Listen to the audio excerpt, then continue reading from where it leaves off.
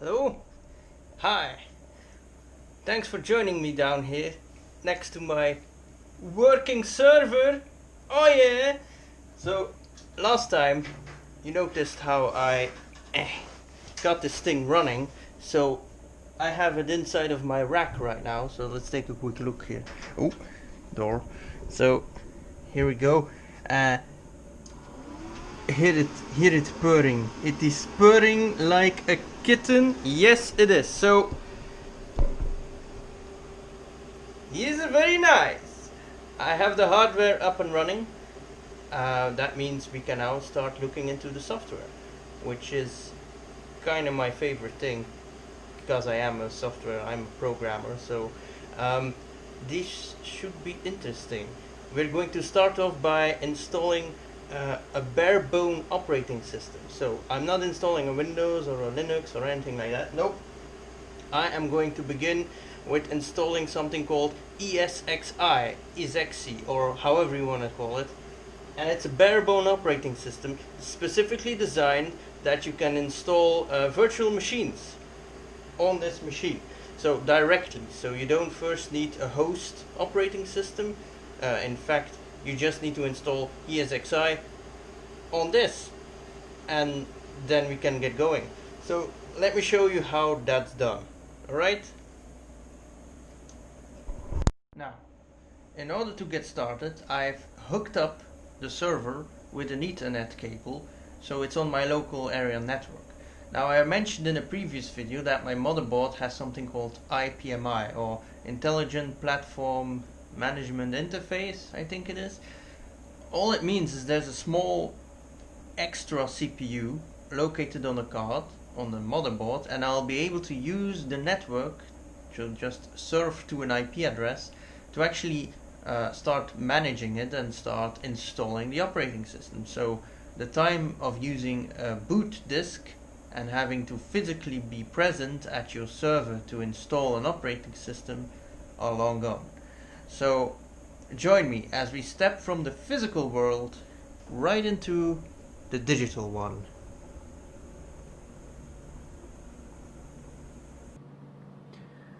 Alright, so we've gone digital. The first thing I did is I surfed directly to the IP address of my server, which is hooked up. So I'm now inside of the IPMI. And what we're going to want to do is use something called console redirection.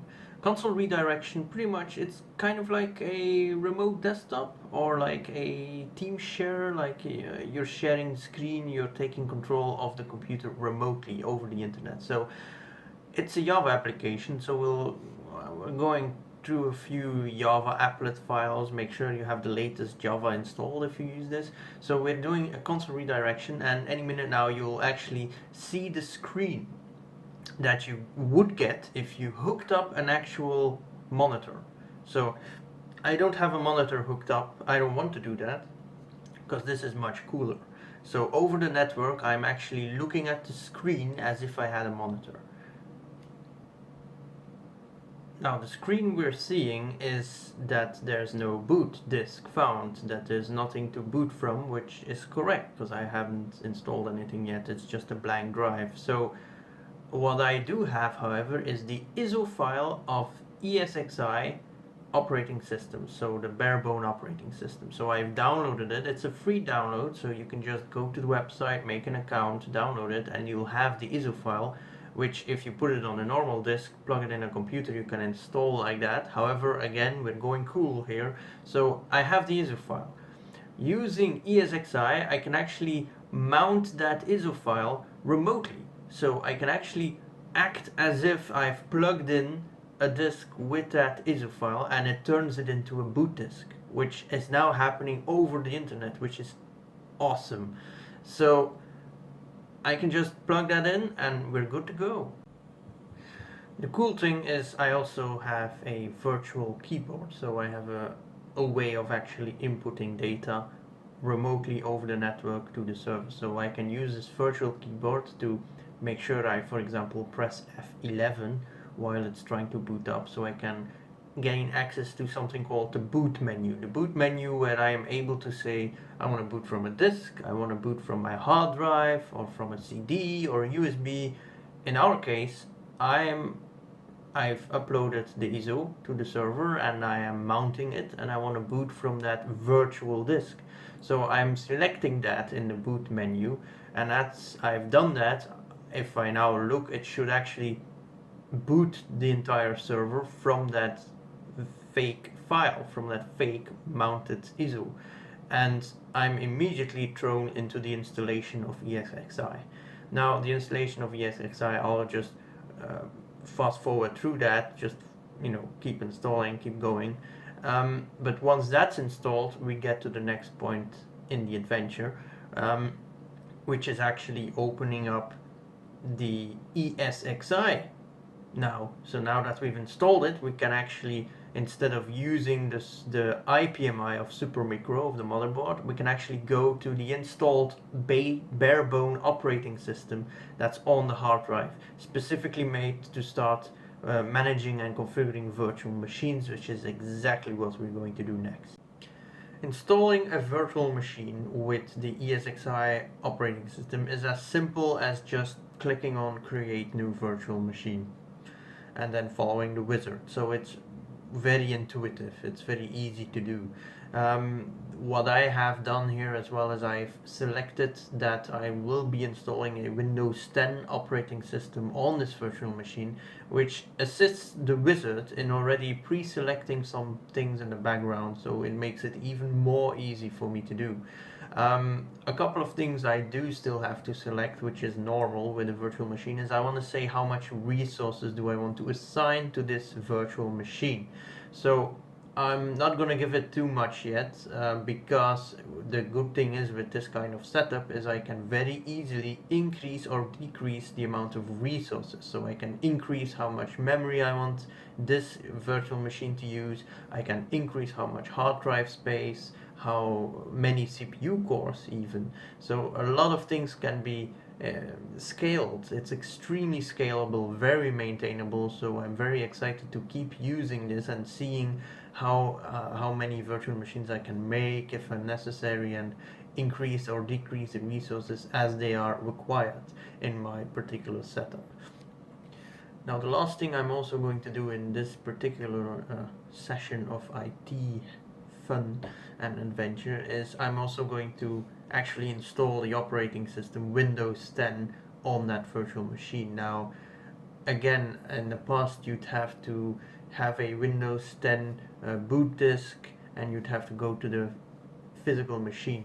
I don't want to do that, and we're not going to do that, because same way as we did with the Supermicro with the IPMI, we can do the same with ESXi for Windows 10. Meaning, I have an ISO file that I downloaded, an official Windows 10 installation ISO file, and all I will have to do is upload that to the server.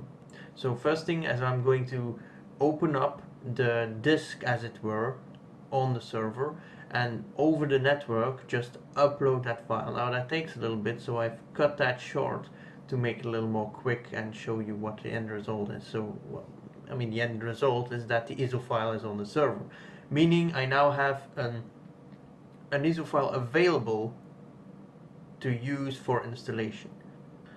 To actually install the ISO, all I have to do is go to the virtual machine I just created, go into the options, and in there I can just select that I want to mount that ISO, that I want to pretend as if I'm plugging in a boot drive, putting in the Windows 10 installation disk. All of this again completely without needing access to the physical device, access to a monitor. All of that we can do remotely. So I'm just mounting it, plugging it in, and after that I can actually start the virtual machine, and it's the normal Windows 10 installation procedure then, meaning you might need to change the boot order a bit to actually select the disk, the virtual disk, as the boot drive, and then get started.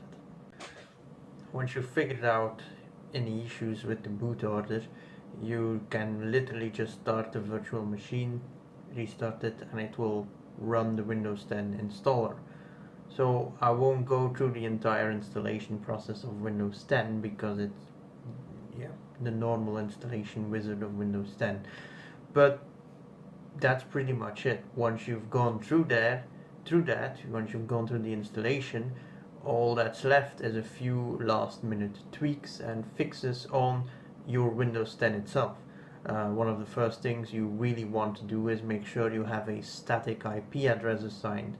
So in Windows 10 you can just right click on the network settings and all of those configuration options and fill in a static IP address.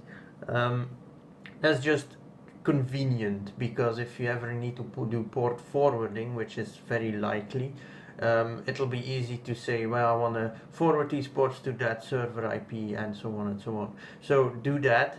Another thing you can tweak as well is make sure you have remote desktop capabilities enabled.